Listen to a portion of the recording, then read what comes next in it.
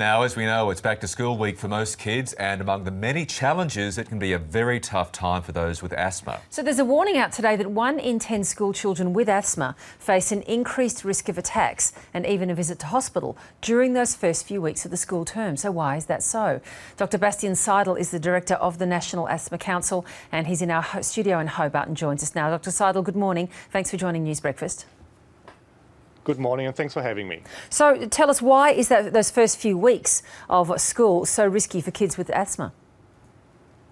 Look, asthma is quite a significant problem in Australia. We know that 2.5 million people have asthma. It's the second highest prevalence rate in the world after New Zealand. And it's actually 1 in 7 kids, not 1 in 10, who have asthma. So it's quite significant, and it leads to thousands of hospital admissions every year.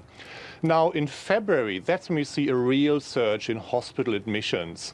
In February, we see 3 times as many admissions to hospital as we would see in any other month of the year. So we GPs call that the February epidemic.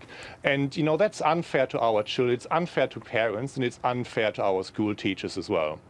It would seem, though, that these days, at least, most families are pretty on the ball when it comes to asthma. Everyone's got their medical list prepared and the list that they take to school and the like.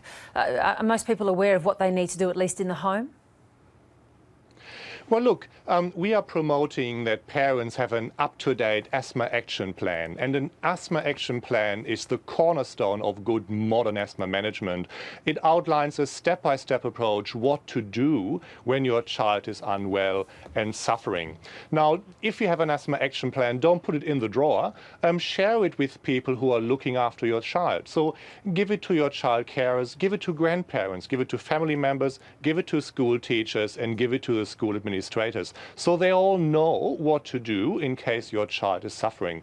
Because we know it's a problem, and it surges in February when kids are going back to school. Can you talk to the particulars about why exactly in February, those first few weeks of being back in school, we get this spike in asthma episodes? Is it because of the stress? Look, there are multiple factors, and you mentioned stress, and that certainly doesn't help. But let's face it, children are going back to different classrooms, and they often change schools, so they are exposed to a different environment and different allergens.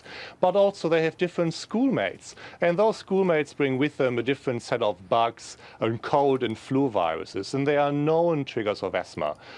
Furthermore, you know, over the school holidays, asthma management is often less strict, so kids often don't take the inhalers the way they're meant to be.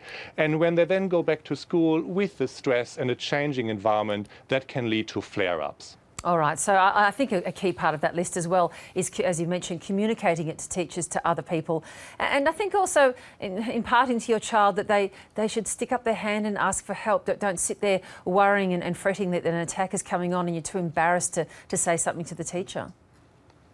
Yes, absolutely. Look, if you have a classroom of 21 students, 3 of them are going to have asthma. And there's a very good chance that they're going to need their puffer as well. So yes, it's quite a common thing. So if your child is suffering and struggling a bit, can't concentrate, you know, doesn't really pay attention, you know, is struggling to breathe, you know, encourage the child to actually raise the hand to speak up. And if the child needs help, help the child. Don't leave it alone, and encourage it to follow the asthma action plan. All right, Dr. Seidel, good advice this morning. Thanks so much.